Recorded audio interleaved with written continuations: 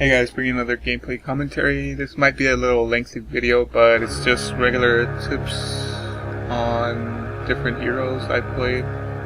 But yeah, if you're gonna go support the safe lane, get sentry wards to deward the pulling camp, which he does usually. Either way, it's good to have sentries. I'll let the offlaner get the normal wards. But yeah, I ended up dewarding that. And whenever they're out of position, you could just go in and harass them, get them off lane and let them not get that much experience and gold. It's when you're not pulling and stacking, just do that. Yep, zoning them out. Then once you did that, just go back to stacking. You want to stack in the 52 to 54 mark, depending. Sometimes you get away with it even a bit later. But yeah, just stack. Never single pull, because that just ends up pushing the lane out and giving them more experience and gold than you really want to give them, since they're solo laning. And yep, just do that. Then pull at 15 seconds. And only pull when your lane is kind of like in the middle or a little bit farther out, because if you pull once your creeps are near the tower, then you just make your carry tank the creeps, which you don't want to do. Like right here, you don't want to single pull because it just pushes the lane out. And never do this, I guess, unless you're planning on pushing the tower down, then it could be very helpful. And right here, you want to come out of the jungle or out of pulling and stacking and just try and kill once they're out of position like that. And the way you're gonna kill Windrunner if you don't have any stunts is by body blocking, which I do right here. And there you go, free kill. Punish them for being overextended. And since I single pulled, the creep wave is kind of pushing, so might as well do some damage to the tower. And what you want to do once you have gold is just buy a smoke of deceit. Like, you might think, oh, mid laner's the one that's supposed to gank, but nope, you're supposed to help the mid lane also so they can win their lane. So right here, this is my own preference, but since I'm a support, I usually don't get a lot of gold. So even that branch I like to keep and either later on build it into a magic wand or just sell it.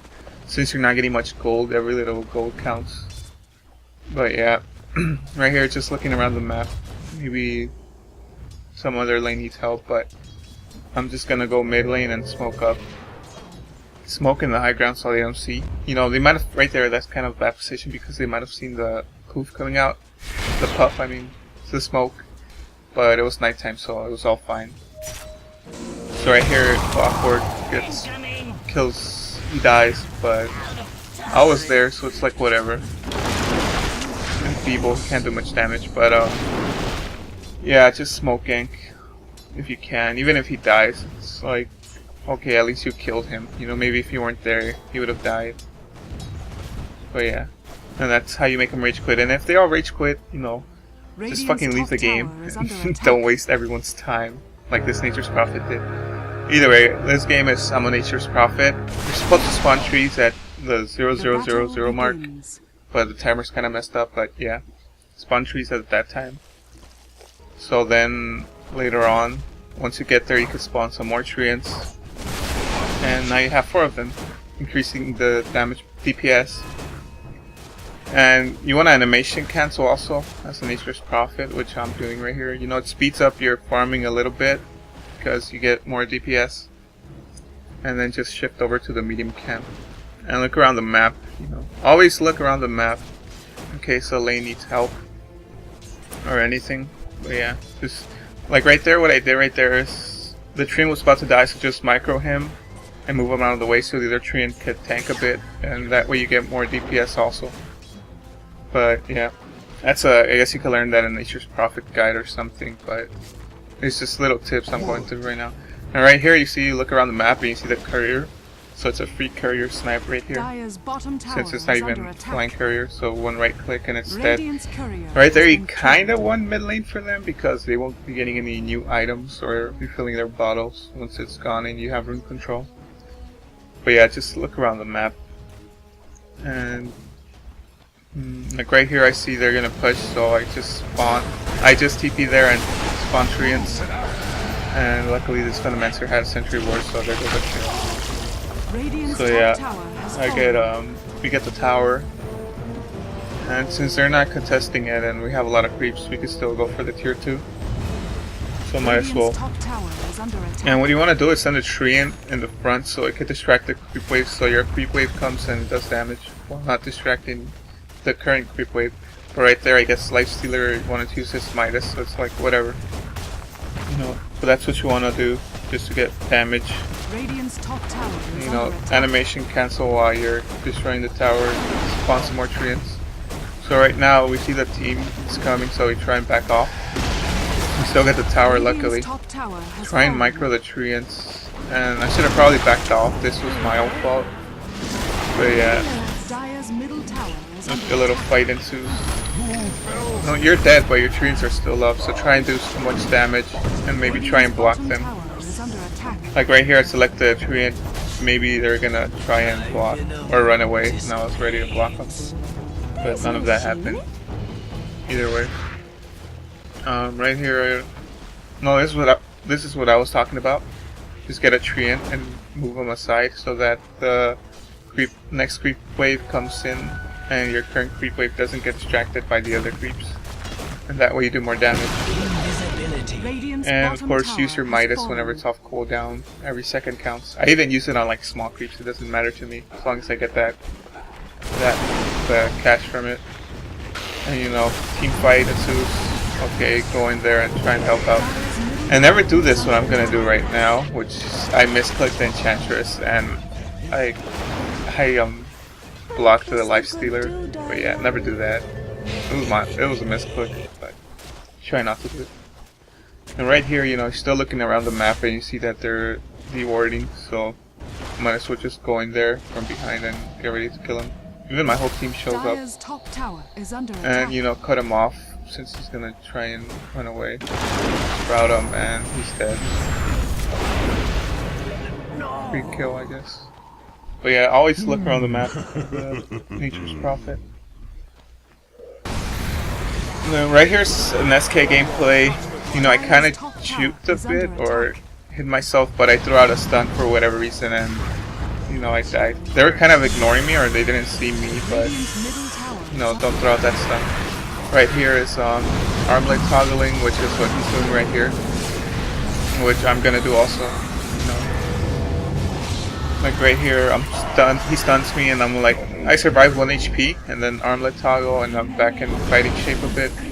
Armlet toggle again. No. And here you go, another armlet toggle. They're trying to kill me, but the armlet toggling helps. It distracts them. So right here we're just chasing. And get a swap and stun.